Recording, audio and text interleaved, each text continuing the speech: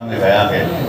हादसे की बात शुरुआत हुई थी, भाई दीपक पारेख ने बहुत जोर लगाया और बहुत मुश्किल काम होता है। पहले कवि के लिए पूरा खोमचा जमाना, पूरी दुकान सजानी और सारे कवियों को सुनने लायक जनता का मन बनाना। मैं बधाई देता हूँ भाई दीपक को, जो अभी मोबाइल में घुसे हुए हैं।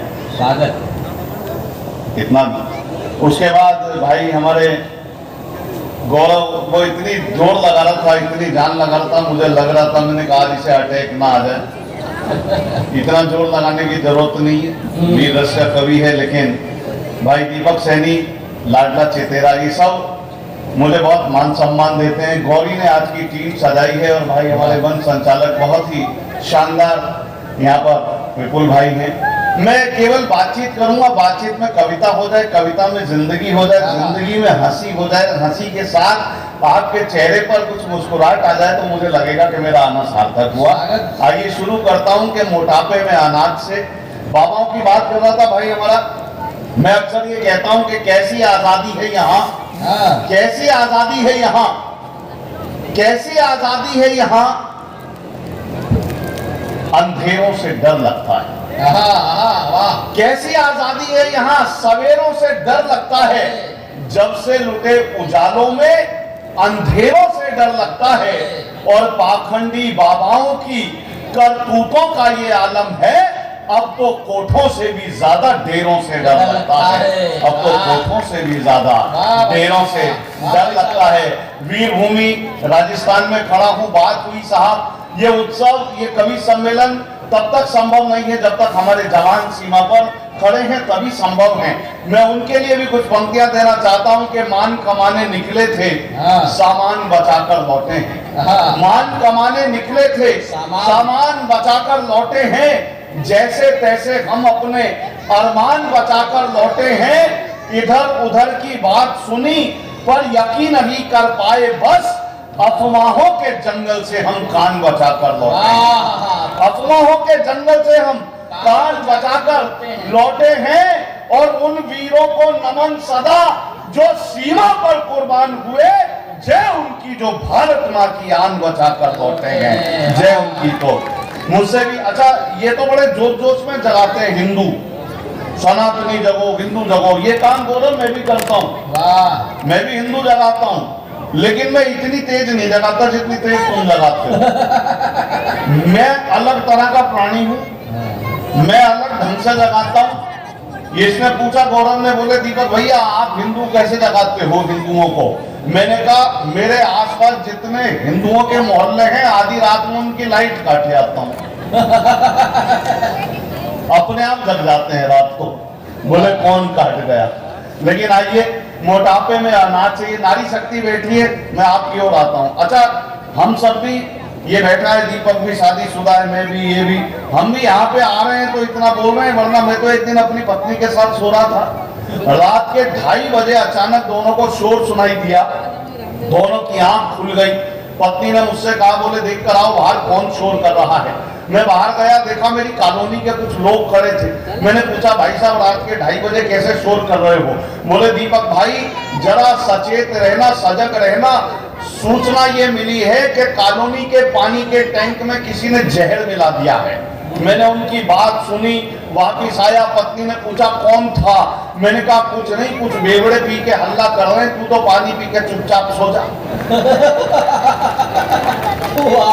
सच बता रहा हूँ आपको, बड़ी दिक्कत हो जाती है कि मोटापे में अनाज से, मोटापे में अनाज से, डॉक्टर के इलाज से, कान फोड़ू साज से, शादी वाले दाज से, मुफ्त की मसाज से और जिंदगी में ब्याज से बचना जरूरी है। खुश रहने के लिए हंसना जरूरी है।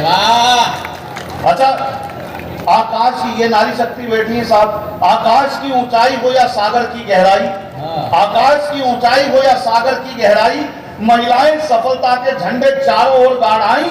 सफलता की राहों पर कई पुरुष रह गए या भागे, महिलाएं निकल गई आगे, कई तो इतनी आगे निकल गई भाई आज तक लौट के घर ही नहीं आई। तो इतनी भी तरक्की मत कर लेना।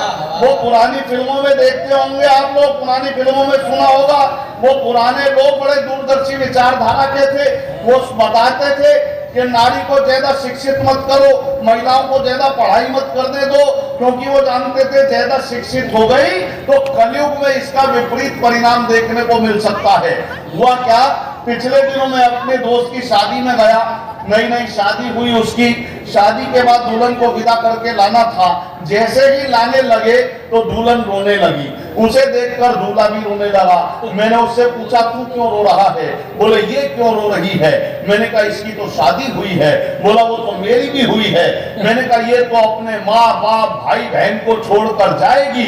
बोला जाकर मेरे भी तो छोड़वाएगी।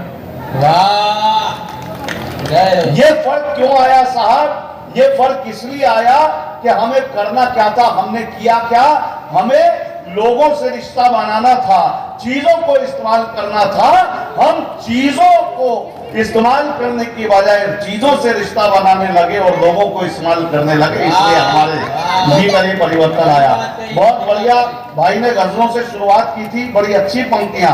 मुझे नहीं पता कि आप कितना अच्छा सुनते हैं या केवल लफ्बाजी सुनते हैं, लेकिन आज जो भी यहाँ पर होगा आप उसमें से सब अच्छा अच्छा छांट कर ले जाना, क्योंकि तमाशा रोज करता हूं ये मेरा काम है दीपक, तमाशा रोज करता हूं ये मेरा काम है दीपक। अगर महफिल अदब की हो तो मैं गजलें सुनाता हूं। वाह, कुछ अच्छी चीज देकर जाऊंगा, यकीन मानिएगा। ये बच्चे जा रहे हैं, बच्चे बहुत विचित्र आजकल हैं, हमसे भी ज्यादा खतरनाक बच्चे पैदा ही नहीं हो रहे। पेंटियम 4 प्रोडक्ट पैदा हो रहे हैं विंडो 11 विंडो 12 वर्जन में, कंप्यूटराइज भाषा में। मैंने तो एक इंग्लिश स्कूल के बच्चे से पिछले दिनों पूछ लिया, मैंने कहा बेटा which are your favourite books? बोले मेरा पिताजी की चेकबुक और पासबुक। एक और बच्चे से पूछ लिया, मैंने कहा बेटा भारत में सबसे ज्यादा बर्फ कहां गिरती है? बोला जी विस्की के गिलास में। ये वाह भी विस्की वाले ही कर रहे हैं मुझे लग रहा है। सही बता रहा हूँ। एक बच्चे से और पूछ लिया, मैंने कहा बेटा तू हिंदी माध्यम का था वो, मैंने कहा गाली को हिंदी में कैसे परिभाषित करेंगे बताओ?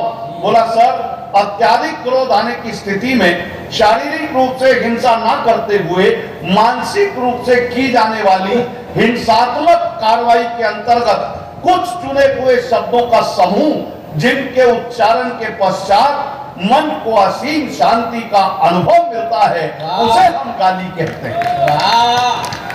और एक बच्चा तो और पढ़ा लिखा दंपत्ति का था, मैंने उससे पूछ लिया, मैंने कहा बेटा समाज में ये जो अश्लीलता फैलती जा रही है आप इसे किस दृष्टि से देखते हैं? बोला जी फुल HD मोड में। HD mode. लेकिन बच्चे होते क्या हैं कि गमों की भीड़ में मुझको कभी खोने नहीं देते। गमों की भीड़ में मुझे भी थोड़ा वक्त दीजिएगा, खुलने में समय लगता है। सारे लोगों ने अपने अपने हाजिरी लगा के अपना अपना रंग छोड़ा है, मुझे उनके रंग पर थोड़ा सा अपना रंग चलाने के लिए वक्त लगेगा, लेकिन आपकी तालियां आपकी मोहब्बत भी पहुंचनी चाहिए। मैंने बच्चे होते क्या है कि गमों की भीड़ में मुझको कभी खोने नहीं देते, गमों की भीड़ में मुझको कभी खोने नहीं देते, गमों की भीड़ में मुझको कभी खोने नहीं देते, गमों की भीड़ में मुझको कभी खोने नहीं देते। और मैं रोना भी अगर चाहूं मुझे रोने नहीं देते। कहीं तन्हाइयां हावी ना हो मुझ पर, इसी कारण मेरे बच्चे कभी तन्हा मुझे होने नहीं देते, मेरे बच्चे कभी तन्हा मुझे होने नहीं देते। तो आइए बच्चों से आगे बढ़ते हैं नारी शक्ति की ओर, लेकिन शायरी की कुछ अच्छी पंक्तियां भी होनी चाहिए। दीपक जी भाई साहब, ये क्या सबने प्रयास किया, एक बार आप भी उन सबसे कह दीजिए कि आगे आ जाएं। देखो जब सबकी नहीं मानी, तुम तो राजस्थान को, तुम्हारी नहीं मान रही, मैं तो हरियाणा से आया हूँ। मेरा एक निवेदन है आप सबसे, देखिए जब भी हम कविता सुनाते हैं तो ऐसे खाली ग्राउंड को कभी नहीं सुनाते हैं, और ये कविता का अपमान होता है। और आपने अपने आंगन में देश के इतने बड़े कलमकारों को बुलाया है, तो दाएं बाएं बैठने की बजाय सामने जगह खाली है, आप लोग उठिए जरा और यहाँ आने का कष्ट करिए। सब लोग पीछे के भी लोग उठ जाए, आप लोग उठ जाए, जल्दी से उठ जाइए और सामने आ जाइए। धन्यवाद।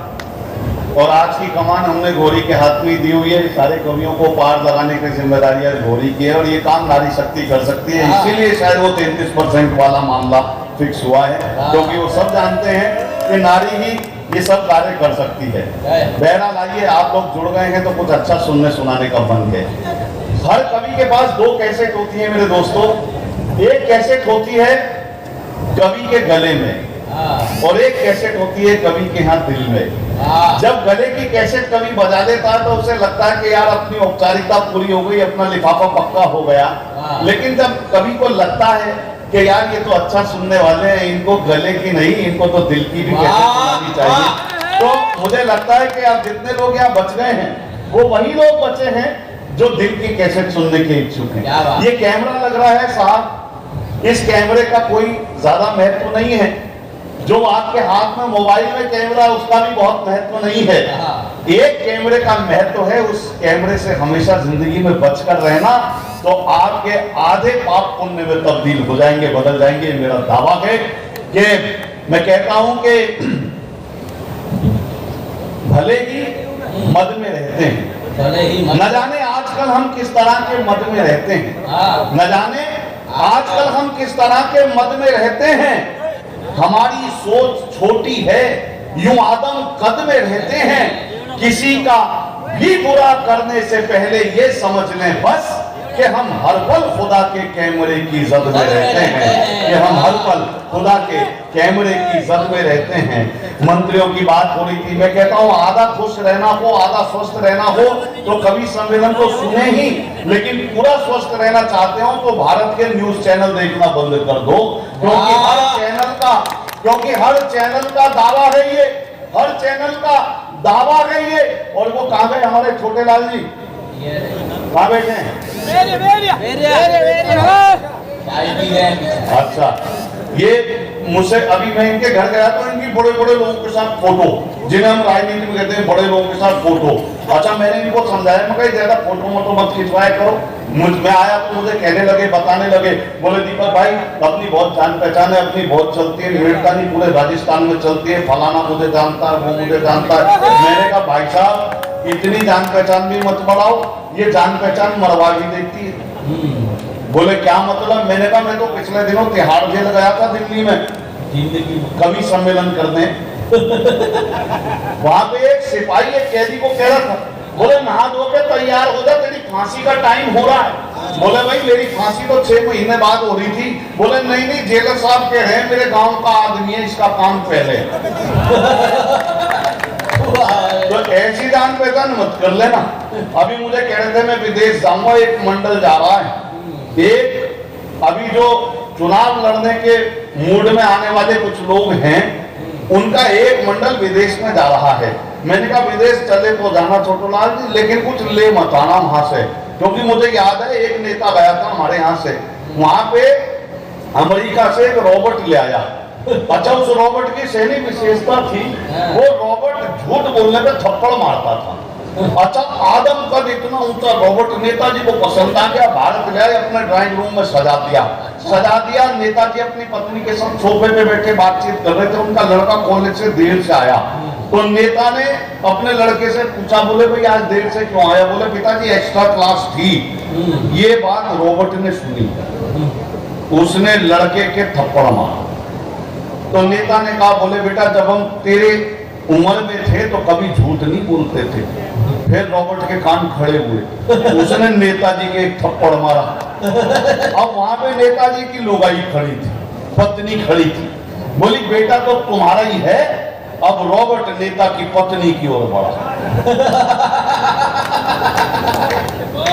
कई बार बड़ी दिक्कतें होती हैं। अच्छा, ये तो अच्छा है मौसम थोड़ा ठीक हो गया, वरना बारिश होती तो बड़ी दिक्कत होती है। ऐसे खुले में एक नेताजी को भाषण देना था, ऐसी माइक रखा था, बारिश हो गई, माइक में करंट आ गया, नेताजी को पता ही नहीं करंट आ रहा है। अब वो शुरू हो गए, भाइयों बहनों, अचानक उनका हाथ चला गया, इस बार करंट लगा। भाइयों बहनों, दोस्तों, तुम्हारी ऐसी की थी। ये होता है, मैं सही बता रहा हूं आपको। नेता वो प्राणी होता है साहब जिसे कुछ नहीं पता, लेकिन वो पता होने का ढोंग करता है। वो एक जगह चुनाव होने थे 165 जगह। अब नेताजी ने रटा रटाया भाषण शुरू कर दिया, दोस्तों इस बार चुनाव में हमारी 300 सीटें आ रही, दोस्तों इस बार चुनाव में। अच्छा, एक कार्यकर्ता ने जाके बताया, बोले महाराज चुनाव यहाँ पे 165 जगह, 300 कहां से लाओगे? अब नेताजी ने अपनी गलती कैसे सुधारी? दोस्तों, इस बार चुनाव में हमारी 300 सीटें आ रही हैं। एक ने पूछ लिया कार्यकर्ता ने, बोले महाराज 300 कहां से? बोले अग्रवाल टेंट हाउस से। कई बार हो जाता है। लेकिन आइए मैं जोड़ने की कोशिश करता हूं और जोड़ना चाहता हूं कि सुबह का अपना मजा है, शाम का अपना मजा। सुबह का अपना मजा है, शाम का अपना मजा, जूस का अपना मजा है, जाम का अपना मजा। और आशिकी में कल मैं उसके भाइयों से फिर पिटा, दर्द का अपना मजा है, बाम का अपना मजा। दर्द का अपना मजा है, बाम का अपना। हमसे भी लोग पूछते हैं, बोले साहब ये जो कवि शायर कलाकार होते हैं ये भी तो पीते हैं। मैं कहता हूं साहब, हम जो पीते हैं वो आपके बस की नहीं है, क्योंकि हम जो पीते हैं वो आपके बस की नहीं है कि भले ही मद में रहते हैं मगर हम हद में रहते हैं। भले ही मद में रहते हैं मगर हम हद में रहते हैं। परिंदे आसमां पर भी जमीन की जद में रहते हैं।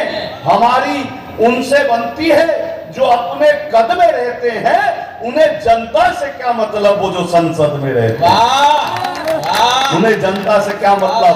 चैनल की बात कर रहा था, नारी शक्ति बैठी है, एक मुस्कुराहट इनके चेहरे पर देने की कोशिश करता हूं कि मैं कवि सम्मेलन में जाने को हो रहा था तैयार। अच्छा, मेरे वाली तो बिन्नी एक दिन बोली मुझसे, बोली तुम बड़े भोले हो, तुम्हें कोई भी अपनी बातों में फंसा लेता है। मैंने कहा भगवान, शुरुआत तेरे पिताजी ने ही करी। कई बार हो जाती है दिक्कतें, सच बता रहा हूं। अब ये गौरव को प्यार हो गया एक लड़की से, अब इसने इंप्रेशन जमाना शुरू करा। लड़की ने इससे पूछा, गौरव जी चौहान साहब, आप प्यार के बारे में मुझे अगर समझाना चाहें तो कैसे समझाएंगे? अब ये तो भाई टीवी पे आता है, इसे लगा मैं टीवी वाली स्टाइल में समझाऊं तो प्रभाव पड़ेगा। अब साहब इसने लड़की को समझाना, छोटा भाई है मेरा, इसने समझाना शुरू करा और लड़की से कहा, बोले देखो लड़का सीमेंट होता है, लड़की रेत होती है। प्यार दोनों के बीच में पानी का काम करता है, जो सीमेंट और रेत को जोड़कर पक्का करता है। तभी लड़की बोली, बोले कमीने तू तो मुझे शकल से ही मजदूर लग रहा। लेकिन साहब ये सब ऐसा ही है। लेकिन सुनो क्या, अब लोग कह रहे हैं साहब भ्रष्टाचार खत्म हो गया। कहीं भ्रष्टाचार खत्म नहीं हुआ, भ्रष्टाचार के तरीके बदल गए। मैं आपको बताऊं, मुझे तो पिछले दिनों एक सपना आया। सपने में एक वकील साहब जज साहब के सामने दलील दे रहे थे। अच्छा है मिलोड, कानून की इस किताब के पेज नंबर 15 के अनुसार आपको मेरे मुवक्किल को रिहा कर देना चाहिए। अच्छा, उसने इतनी जोर से बोला, जज साहब हिल गए। उन्हें लगा पता नहीं कौन सी धारा ढूंढ के लाया, कहीं मेरे को याद नहीं हो। बोले मिलोड, कानून की इस किताब के पेज नंबर 15 के अनुसार आपको मेरे मुवक्किल को रिहा कर देना चाहिए। जज साहब ने कहा कानून की वो किताब मेरे सामने पेश की जाए। जैसे ही वो किताब पेश की गई, जज साहब ने पेज नंबर 15 खोला, देखा अंदर 2-2 हजार के 10 नोट। बोले वकील साहब ऐसे ऐसे 5-6 सबूत और पेश किए जाए, क्योंकि साहब देश की स्थितियां क्या हो गई। आदमी है स्वास्थ्य का मारा लिखा है, आदमी है स्वास्थ्य का मारा लिखा है, और प्रदूषण से सदा हारा लिखा है। प्लास्टिक इस शहर में है बैन यारो, प्लास्टिक के फ्लेक्स पर नारा लिखा है। प्लास्टिक के फ्लेक्स पर नारा लिखा है कि जिंदगी के रास्ते दुश्वार हैं, उस पे भी हम साहिब किरदार हैं। जिंदगी के देखिए, कोई व्यक्ति किसी ओहदे पर पहुंचता है, चाहे किसी भी क्षेत्र का व्यक्ति हो, तो उसके पीछे की बहुत तपस्या होती है। यदि कोई राजनीति करता हुआ बहुत ऊंचे ओहदे पर, बड़े मकाम पर, कोई मंत्री सांसद पद या कोई पद पाता है, उसके पीछे भी तपस्या होती है। ये कवि लोग यहाँ तक पहुंचे हैं, बता रहा था छोटे गांव से निकला, गांव से ही जुड़े हुए हैं सब लोग यहाँ पर। सच बता रहा हूँ आपको, गांव से ही जुड़े हुए लोग हैं, इसलिए इसकी महत्वता जानते हैं। ये सारे लोग यहाँ पर ऐसे नहीं पहुंचे, इनके पीछे बहुत तपस्या है कि गालियां ठोकर और ताने क्या नहीं खाना पड़ा। ये जो लोग बैठे हैं इनकी विशेष दृष्टि चाहता हूँ। गालियां नहीं चाहिए मुझे, सुन लेना, सुन के चले जाना बस, कि तालियां गालियां ठोकर और ताने क्या नहीं खाना पड़ा। तब कहीं जाकर हमारे पेट में दाना पड़ा। वाह, गालियां ठोकर और ताने क्या नहीं खाना पड़ा, तब कहीं जाकर हमारे पेट में दाना पड़ा। और आप मेरी रूह को महसूस ही कब कर सके, आपकी खातिर मुझे ये जिस्म महकाना पड़ा, आपकी खातिर मुझे ये जिस्म महकाना पड़ा। और साहब धीरे धीरे धीरे धीरे धीरे धीरे अश्क पनपना रहने दे, धीरे धीरे अश्क पनपना। देखो लतीफे भी हैं, कविता भी सुनोगे क्या बताओ तो, लतीफे भी हैं, कविता भी सुनोगे क्या बताओ तो, कभी तुम हम फकीरों को भी महफिल में बुलाओ तो। आज बुलाया तो देख लो साहब फकीर क्या होते हैं। अच्छा कोई फर्क नहीं पड़ता माइक अच्छा है कि नहीं है, कोई फर्क नहीं पड़ता कम लोग हैं या ज्यादा हैं। हमारी तो रोज परीक्षा होती है, कुछ लोग मिल जाए अच्छे, हम इसी में संतुष्ट हैं, क्योंकि हवा का काम है जलते चिरागों को बुझाने का। हवा का काम है जलते चिरागों को बुझाने का, हमारा फर्ज है अंधियार में दीपक जलाने का। हमें महसूस करना हो तो आंखें बंद कर लेना, पता कुछ भी नहीं होता फकीरों के ठिकाने का, पता कुछ भी नहीं होता। तो साहब धीरे धीरे अश्क पनपना रहने दे। राजनीति की बात हुई साहब, राजनीति की बात में मैं किसी पार्टी का नाम नहीं लेता, किसी नेता का नाम नहीं लेता, लेकिन इशारों में बात करता हूं, सभी को पहुंच जाएगी बात। ऐसा मुझे पता है कि मदारी को सुनना गौरव नया तुम्हारे लिए कि मदारी को जमूरों से शिकायत है, मदारी को जमूरों से शिकायत है, जमूरों को मदारी से शिकायत है, मदारी को जमूरों से शिकायत है, जमूरों को मदारी से शिकायत है। सियासत ऐसा जंगल है जहां दीपक शिकारी को शिकारी से शिकायत है, शिकारी को शिकारी से। तो साहब सुनिएगा कि हर चैनल का दावा है ये, हर चैनल का दावा है ये। अच्छा कई बार हम लोग सुनी सुनाई बातों पे बहुत जल्दी यकीन कर लेते हैं, कभी यकीन मत करना साहब, क्योंकि अफवाहों को सुनने से तो अच्छा है बहरा होना, अफवाहों को सुनने से तो अच्छा है बहरा होना। हल्के लोगों ने सिखलाया है मुझको गहरा होना, अफवाहों को सुनने से तो अच्छा है बहरा होना। हल्के लोगों, मैं सच बता रहा हूं, मैं आता नहीं, ये तो मेरे पुराने मित्र हैं छोटूलाल जी, मैं मना करता रहा कि मुझे मत बुलाओ। मैंने गोरी को भी मना किया, मेड़का मत बुलाओ, मेड़का मत बुलाओ, क्योंकि मेड़का आता हूं तो बीच में अजमेर से आना पड़ता है मुझे। और मेरी विडंबना यह कि मेरी प्रेमिका की शादी अजमेर में हुई, मेरे जख्म हरे हो जाते हैं। मैं पिछली बार आया था 2 महीने पहले, भाई साहब को मिला वहां, बोले, मैंने कहा आपने बुला तो लिया भाई साहब, लेकिन मेरे को बहुत कष्ट होता है, मत बुलाए करो। अजमेर गए, वहां किसी कार्य में जाना था, कार्यालय में, तो बोले यार आज एक काम करो, तुम अपनी प्रेमिका का घर पता है ना, मैं तुम्हें दिखा के लाता हूँ, उसके दर्शन कर लो, हो सकता है कि तुम्हारे जख्मों को थोड़ी राहत मिल जाए। ना चाहते हुए भाई अपनी पार्षद लिखी गाड़ी में, पार्षद लिखी गाड़ी, हाँ अच्छा सच बता रहा हूँ, आजकल तो समाज सेवा भी ऐसे लिखते हैं, समावरी। मेरे को एक गाड़ी देखी हो रही, एक गाड़ी 0001 नंबर और बड़े बड़े उसमें लिखा हुआ वरिष्ठ समाज सेवी, और गाड़ी में से जो लौंडा निकला, जो छोरा निकला, उसकी उम्र 16.5 साल, वरिष्ठ समाज सेवी, वरिष्ठ समाज सेवी। ऐसे ऐसे तो पैदा हो रहे।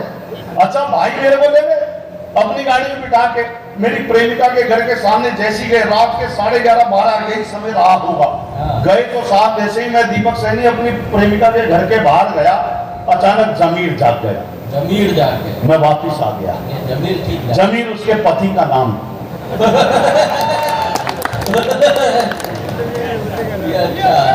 नहीं अच्छे अच्छे तो बहुत है बेटा, चुराने के डर से नहीं पड़ता।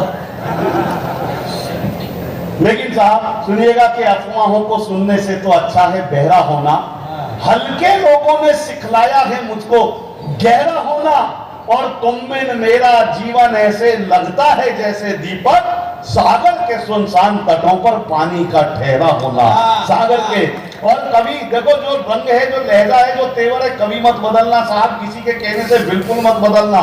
जैसे भीतर से स्वाभाविक हो ऐसे ही रहना, क्योंकि आप मेरे जिस्म को छूकर चले आए, आप मेरे जिस्म को छूकर चले आए, काश मेरी रूह से भी रूबरू होते, आप मेरे जिस्म को छूकर चले आए, काश मेरी रूह से भी रूबरू होते, आईने के सामने जैसे दिखो हो तुम, फितरतन भी काश वैसे हूबहू होते, फितरतन भी काश वैसे। तो धीरे धीरे अश्क पनपना रहने दे, धीरे धीरे अश्क पनपना रहने दे, आंखों में कोई तो सपना रहने दे, तेरी खातिर खुद को कितना बदलूं मैं, कुछ तो मुझ में मेरा अपना रहने दे, कुछ तो मुझ में मेरा अपना। तो साहब हर चैनल का दावा है ये, हर चैनल का दावा है ये, खबर सनसनीखेज मिलेगी, हर चैनल का दावा है ये, हर चैनल अपने आप को बताना जी देश का नंबर 1 चैनल, देश का नंबर, ये भी नंबर 1 चैनल में आता।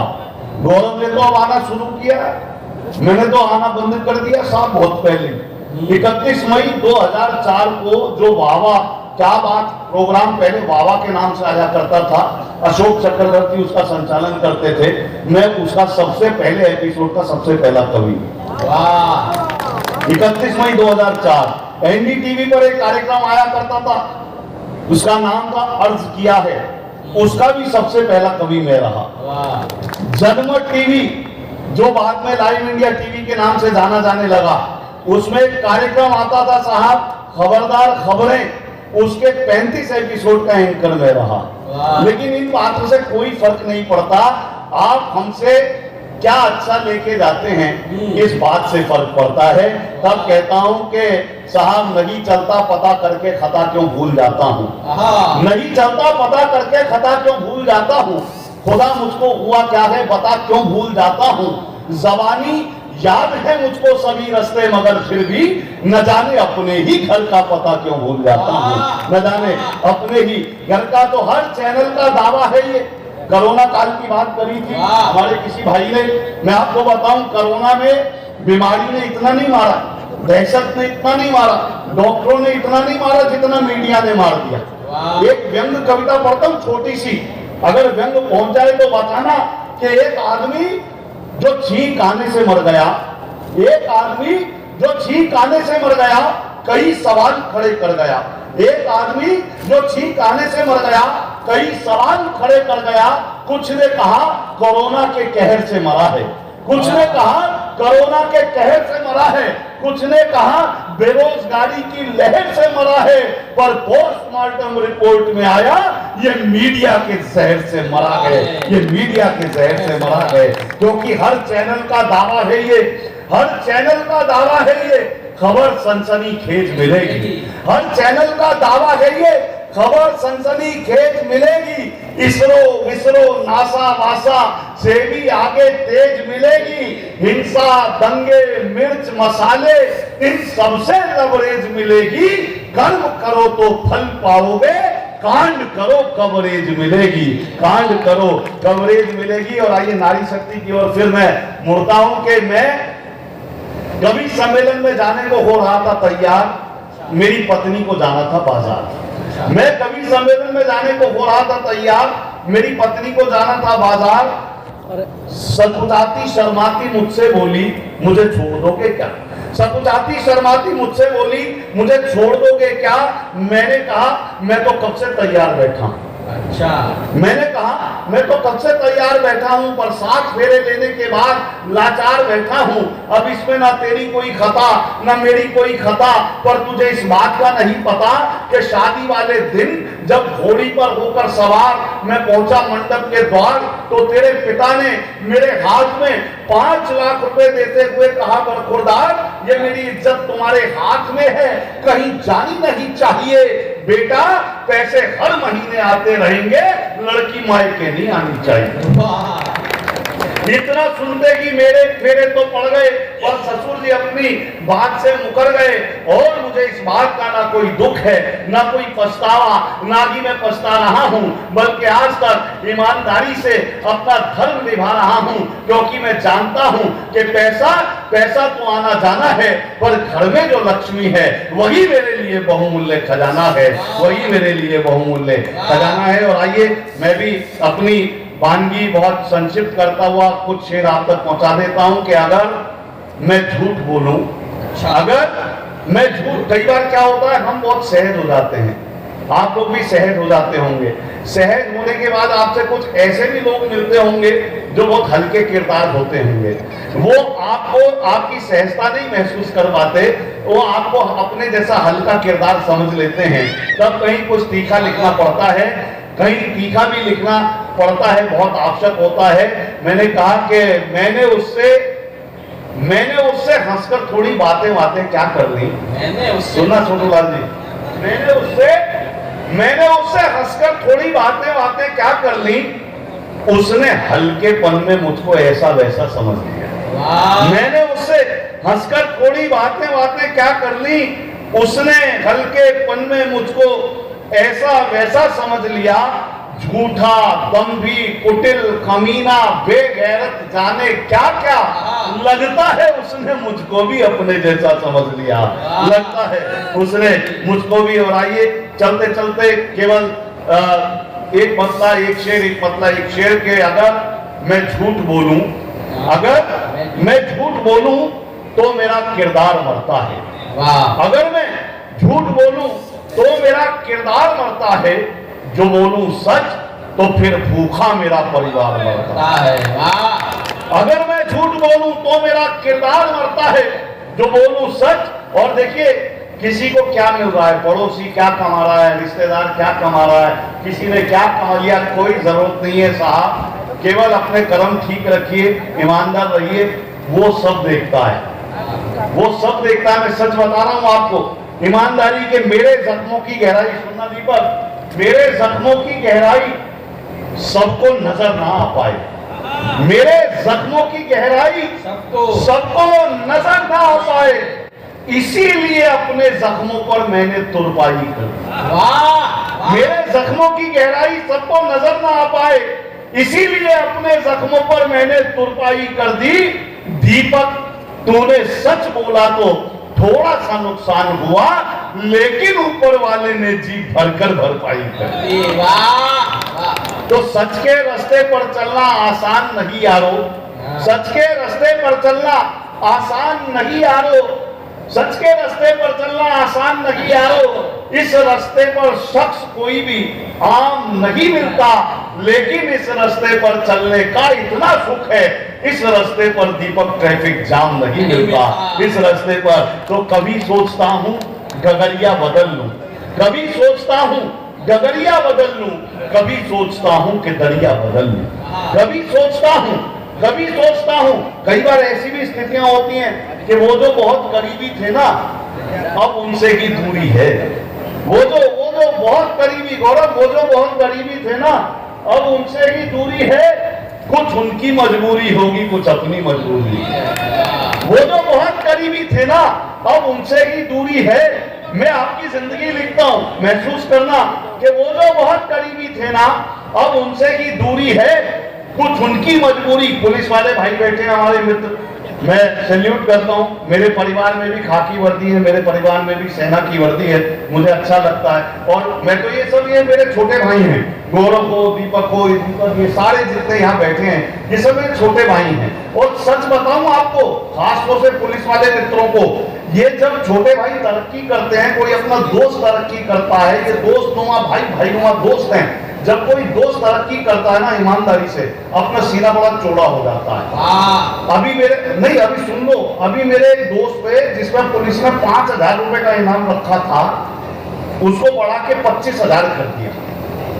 मुझे बड़ी खुशी हुई कि पकड़ा तो नहीं गया, पर इनाम राशि बढ़ गई।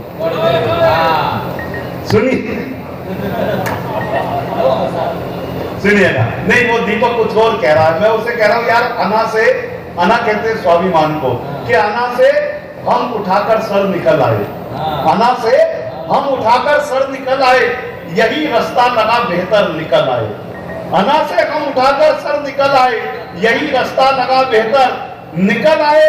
और जिन्हें पैरों में दबने से बचाया था, उन्हीं सब चींटियों के पर निकल आए, उन्हीं सब चींटियों के आगे। अंतिम यह है कि कभी सोचता हूँ गगरिया बदल लूं, कभी सोचता हूँ गगरिया, कभी ऐसी एक महफिल जमाना साथ जहाँ पे उठ के जाने वाले ना हो, भरपूर बैठने वाले हो, फिर चाहे पूरी रात आप और हम एक साथ रहेंगे। लेकिन आज की वानगी इन 4-5 मिसरों के साथ कि कभी सोचता हूँ गगरिया बदल लूं, कभी सोचता हूँ कि दरिया बदल लूं, कभी सोचता हूँ गगरिया बदल लूं, कभी सोचता हूँ कि दरिया बदल लूं। परेशान होता हूँ तो सोचता हूँ मैं पैसे कमाने का जरिया बदल लूं। परेशान होता हूँ तो सोचता हूँ मैं पैसे कमाने का जरिया बदल लूं। ये तहजीब की छत जो गिरने लगी है, ये तहजीब की छत जो गिरने लगी है, संभालू इसे, इसका सरिया बदल लूं। जमाने को देखा तो बोला कबीरा, चलो मैं भी अपनी चदरिया बदल लूं, चलो मैं भी